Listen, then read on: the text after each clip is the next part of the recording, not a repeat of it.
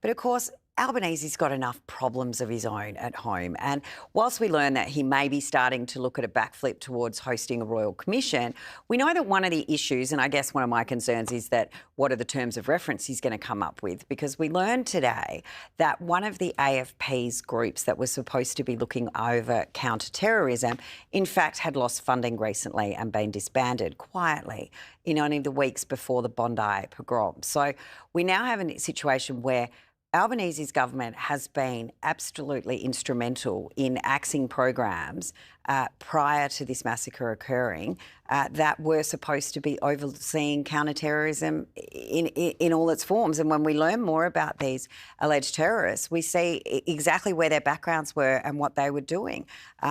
It's just, I think this is where, and I think this is getting to the crux of why Albanese has been so reluctant to go down the Royal Commission, because this is all the stuff that's going to come out and show how his government has been absolutely culpable at allowing anti-Semitism to fester. Yeah, well, this could just be the start of it. And suddenly he's now considering a Royal Commission. Look, I'm no counter-terrorism expert, believe it or not, but I can see that counter-terror capability is not some mythical resource you can just turn the tap on and off when you need it. It takes time and it takes consistency and it takes money.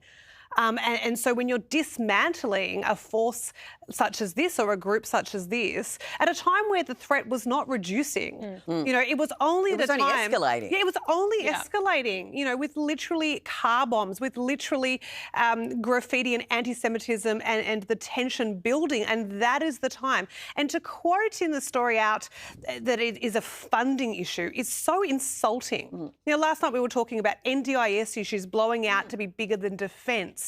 And you're telling me that there's a funding issue for a group of a counter-terrorism intelligence and security for our country at a time where threat was escalating is just not a good enough excuse. And it also makes you question the whole narrative we've been told by Albo, because he got up there days after the Bondi massacre and said the intelligence community, the agencies, they've never had more funding. No funding request has been knocked back by my government. But this story blows a massive, gaping hole in his story. And if he's lied about something as basic as that, as funding for intelligence, what else is he lying about? And this is why the only way he will call a royal commission is if he's dragged there kicking and screaming, because the dead bodies are going to be all around. And clearly he has so much to hide. And that's the point you raised there was